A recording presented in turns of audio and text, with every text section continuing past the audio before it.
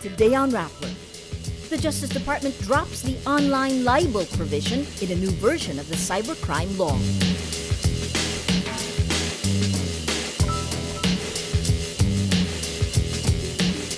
The Philippines vows to defend its territory as Chinese ships circle a reef occupied by Filipino Marines.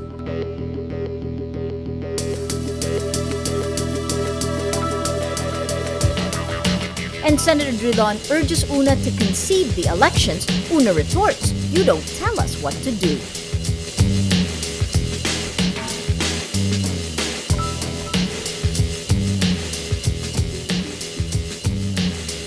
Welcome to Rappler, your social news network. The Justice Department will remove online libel in its proposed version of the controversial Cybercrime Act. At the 3rd Regional Cybercrime Conference Thursday, Justice Assistant Secretary Geronimo C. says the online libel provision is not included in the department's enhanced version of the law. The DOJ will endorse the proposed version in the next Congress in July. The Supreme Court is also expected to decide on the law's constitutionality in June. Criminalizing online libel is one of the most contentious provisions of the Cybercrime Prevention Act of 2012. Section 6 of the Cybercrime Law states the penalty for online libel is 1 degree higher than normal libel. Ordinary libel is punishable with imprisonment from 6 months to 4 years. Online libel gets a jail time of 6 to 12 years. The online libel provision was not part of the original version drafted by the DOJ. It was inserted by Senator Tito Soto in 2012, citing the case of celebrities who were victims of cyberbullying. Many groups opposed the law, with 15 petitions filed against it at the Supreme Court. In October 2012, the Supreme Court initially issued a 120-day temporary restraining order, which stopped the DOJ from implementing the law. The High Court extended the TRO in February 2013. The Philippines vows to, quote, defend what is ours during a standoff involving a Chinese warship circling a reef occupied by Filipino Marines. On May 10th, the Philippines protested the, quote, provocative and illegal presence of the Chinese warship near Ayungin Reef in the South China Sea. China brushes off the complaint, saying the area is part of its territory. Defense Secretary Voltaire Gazmin says, as far as we're concerned, that place is ours. It's not disputed. They already entered our territory. Gazmin says 2 Chinese Marine surveillance ships and a frigate were spotted near the reef Wednesday, approximately 120 nautical miles from the town of Rizal, Palawan. Gazmin says it's up to the Department of Foreign Affairs to file a diplomatic complaint with China. DFA spokesman Raul Hernandez says no one should doubt the resolve of the Filipino people to defend what is ours in that area. Ayungin Reef lies within the Philippines' internationally recognized exclusive economic zone. The reef is guarded by Philippine Marines in a World War II era ship grounded there in the late 1990s, which serves as a base. Gazmin says the soldiers in Ayungin will fight for what is ours up to the last soldier standing. But he dismisses talk of war with China. Team Pinoy campaign manager Senator Franklin Drilon asks opposition United Nationals Alliance, or UNA, to concede the elections because it has, quote, not questioned the result of 9-3 in favor of the ruling party. On Wednesday, UNA released a statement congratulating the winning senators but questioning the credibility of the elections. Various election watchdogs and IT experts also questioned what seems to be a pattern of a 60-30-10 win for Team Pinoy bets in the national tally. This means 60% votes for the administration's bets, 30% for UNA's candidates, and 10% for independent bets. Drilon says the accusations are baseless, noting senatorial surveys consistently predicted a 9-3 win for Team Pinoy. He adds the 60-30-10 pattern was present even in local areas where LP bets lost.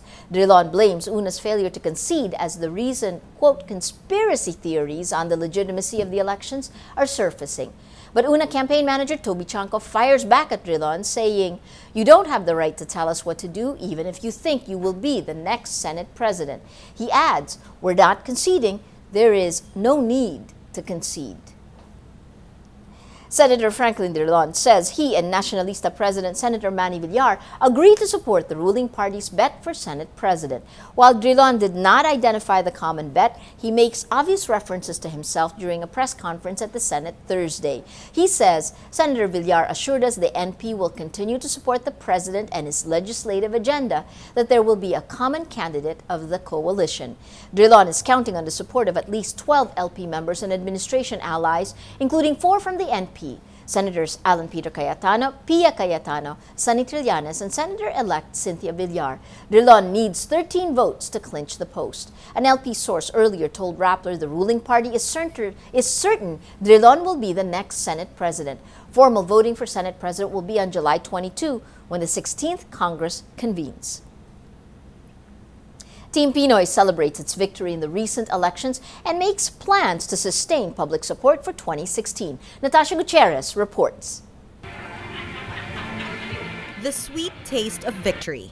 This is what President Aquino and his senatorial slate Team Pinoy celebrate on Wednesday, May 22 at Club Filipino. It's the same place where Aquino announced his coalition last October. 8 months later, they bask in their 9-3 win over the opposition UNA. A relaxed Aquino mingles with the senators-elect and other Liberal Party stalwarts. To the ruling LP, this is more than a win. It's an affirmation of public support for the administration. They're relying on their coalition partners to continue helping them with their reforms. Negotiations begin immediately. The next day, Senator Franklin Drilon announces the LP and their coalition partner, Nacionalista Party, agreed to support a common candidate for the Senate presidency. Team Pinoy's campaign manager doesn't admit he is the common choice, but sources all say Drilon is expected to be the next Senate president. I met with Senator Manny Villar, the president of the Nacionalista Party, and the Nacionalista Party will stay in the coalition, contrary to all these speculations. Senator Villar assured us that the Nacionalista Party will continue to support the President and his legislative agenda in the Senate. That there will be a common candidate of the coalition in the Senate. With the Senate president and a new majority in the Senate allied with the administration, the LP trusts it will be able to push for the reforms Aquino wants.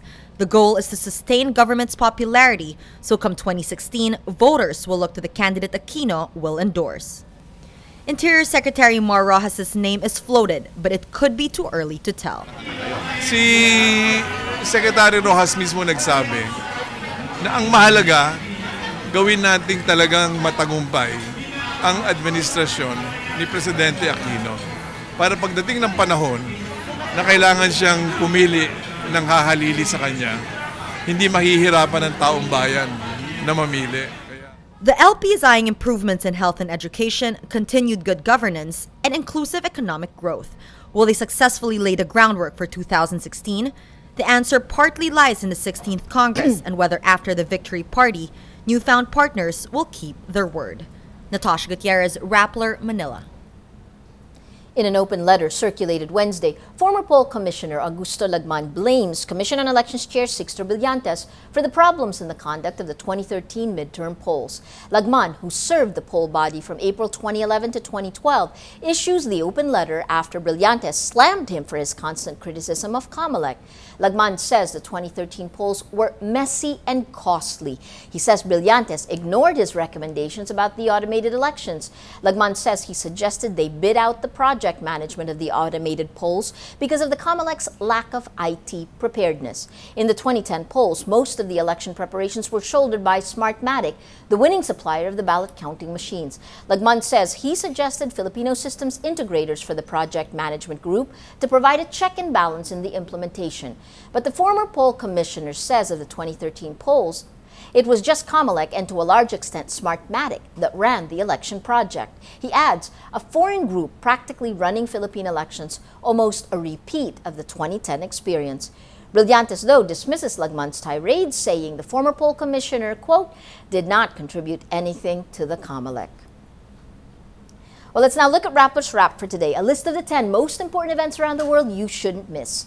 At number 4, 2 men were arrested following an attack on a London man who was run over, then hacked to death. CNN reports that a video of the attack shows one of the attackers, who wielded a knife and meat cleaver, was making political statements before walking to the victim. Policemen fired at the attackers, wounding both. At number 5, Al Jazeera reports the damage from the recent Oklahoma tornado could reach $2 billion. On Monday, a powerful tornado struck an Oklahoma City suburb, killing 24 and destroying thousands of homes. The Oklahoma Insurance Department says the $2 billion figure is based on visual assessments of the disaster area, which stretches more than 27 kilometers. And at number 7, an FBI agent shot a Florida man allegedly linked to one of the Boston bombing suspects. 27-year-old Ibrahim Todashev was shot when he became violent while being interviewed by the FBI.